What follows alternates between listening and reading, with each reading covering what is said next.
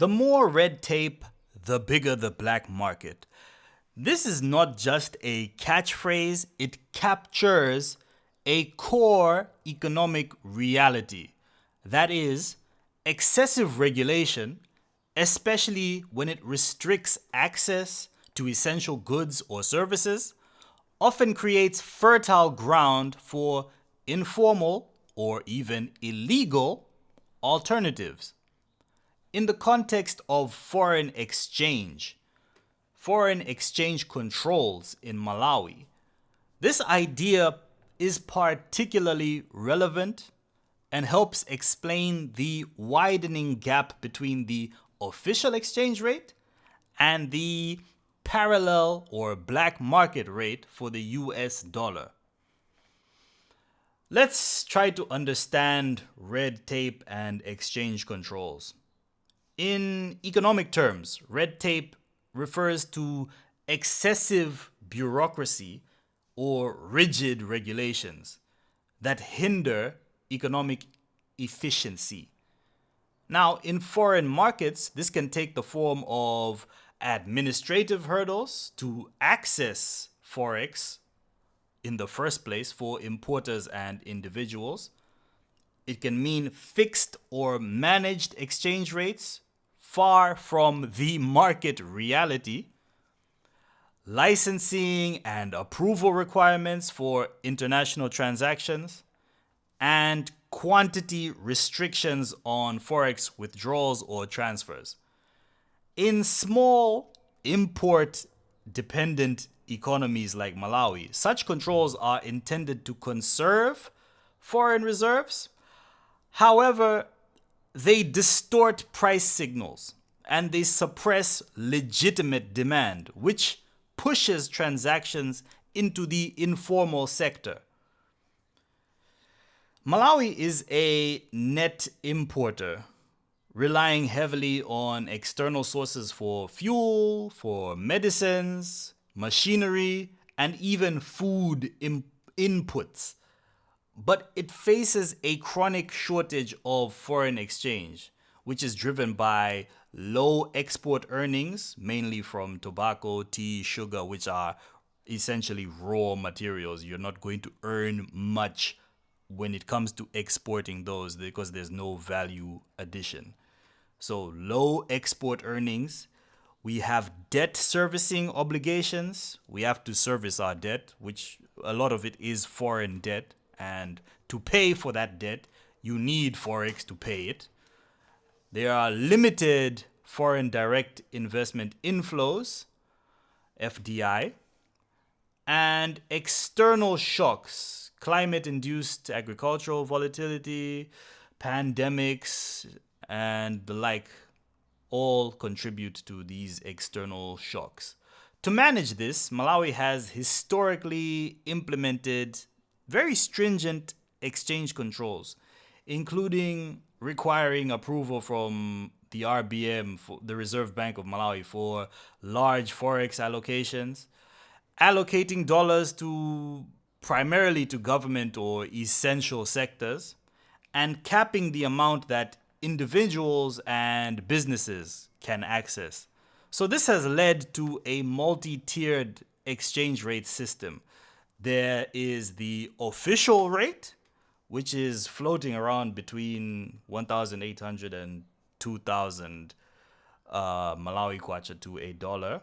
And there is the parallel rate, which is upwards of 2,500, 3,000 plus kwacha to a dollar. Now, this gap reflects not only limited dollar availability through the official channels, but also higher perceived value of dollars in the black market, where people can find them, source them, obtain them more easily, although illegally. Now, why do these restrictive controls fuel a black market? Well, the answer is simple. There is a supply and demand imbalance for starters. Now, this occurs because when the central bank rationed supply of Forex, the genuine demand is unmet. Importers and businesses that are unable to access enough Forex for their businesses to continue running, remember, this is an import dependent country.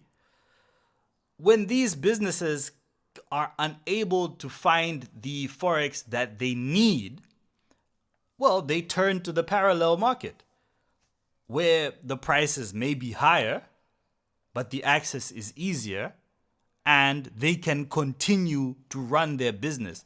The alternative is to go out of business, to starve essentially. And this also incentivizes arbitrage, these restrictive controls. Businesses, individuals, when they can access Forex at the official rate, they may then resell it on the black market at a profit. This is an arbitrage opportunity. And this arbitrage drains official reserves and undermines policy goals. The third thing is restrictive policies. They undermine confidence. When you have exchange controls and a rigid official rate, it sends a signal that the government is not aligned with market realities. This is a signal to both local and foreign investors. This fuels speculation, the hoarding of dollars, and capital flight. People will try to leave when they know that a country is a sinking ship. This is a signal of undermined confidence. Let's look at some examples from other emerging markets and other developing countries. A prime example, the example we should be looking at most closely because it is a very geographical match for us, it's very close to home, is Zimbabwe, where we had severe Forex controls in the 2000s. This led to a massive parallel market premium. In 2019, the official rate was, what was it? It was $1 to 2.5 Zimbabwean dollars, or whatever their thing was when they replaced the Zim dollar with their banknote, whatever that thing was called. Where in the parallel market, this now exceeded $1 to 10 Zim treasury notes or whatever. Now, you can see that there's a big difference between the official rate and the parallel rate. So businesses adjusted prices using the black market rate, which created currency chaos. We can look at Nigeria as well. The central bank operated multiple exchange rates. The official one for a naira was 460 naira to a US dollar, whereas on the black market, it was 750 naira to a US dollar in 2023. Importers relied on the black market due to Forex rationing, similarly to Malawi, which drove inflation and speculative demand. In Argentina, a little bit further away from home, but the lesson remains the same, capital controls to curb dollar outflows caused an explosion in what they were calling the dollar blue market. So a market for blue dollars. The informal rate had often been 60 to 100% higher than the official rate. So this market for the new $100 bill, the blue 100, there was an excessive demand because, or not excessive demand, but the true demand, because there were so many capital controls to curb the dollar from leaving. There was a big demand for $100 big denominations of the new notes because those are more easily tradable in the international market. So these examples show that overly restrictive exchange regimes often backfire. They drive people away from the formal systems and they reduce inflows like remittances because these now come from the informal routes and they erode economic confidence. What are the broader economic effects in Malawi and similar economies? First of all, there is imported inflation. Because importers are buying dollars at black market rates, they pass that cost on to the consumers. This results in high inflation, which reduces real incomes. There is distorted investment, a distorted investment climate. Investors, they tend to avoid countries with forex allocation risk. Why? Because, of course, repatriating their profits becomes difficult. If there's only a certain amount of forex that I would be allocated, that I can get, it's not even guaranteed that I can get it. How will I get my money out? So why would I invest in this place? It's simple logic. And there's also reduced export competitiveness.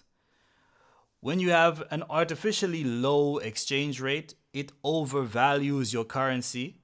So exporters will earn less local currency for their foreign earnings, which reduces the motivation to export in the first place. So what works better than this? There has to be a smart form of liberalization. Now, I am an advocate for liberalization, but it can't just be done all at once. Rather than blanket liberalization or rigid controls, the solution lies in a gradual devaluation or unification of the exchange rates to reflect the true market dynamics. This enhances transparency in forex allocations. It promotes export diversification. You will get agriculture value chains rather. You will get agriculture value chains rather than just the raw materials being exported. More of the value chain, the value addition, can be brought into the country. It promotes tourism. It promotes services that can be accessed by foreign businesses. And it facilitates diaspora remittance inflows via formal channels through better rates and ease of access. In Kenya, for instance, easing controls while growing mobile-based remittance channels has helped keep forex inflows relatively stable. In Ghana, reforms to narrow the spread between official and black market rates have had mixed success, but at least indicate a recognition of market forces. The more red tape, the bigger the black market. This is not just a catchphrase, it's an empirical observation. In Malawi and other developing economies, rigid exchange controls and an artificial official rate create inefficiencies that the informal market, the black market, will fill, albeit at a cost. The solution lies in balance, allowing market forces to play a greater role in exchange rates, in setting the exchange rates, improving confidence in financial institutions, and making it easier for dollars to come through formal channels. Until then, the gap between the official and parallel exchange rates will remain a key symptom of deeper macroeconomic and policy misalignments. So, these are just my thoughts. Let me know what your thoughts are in the comments below, and if there has been an exchange of value that you found in this video, then remember to like and subscribe. Until then, I will catch you next time. Or rather, I will catch you next time. Until then, peace.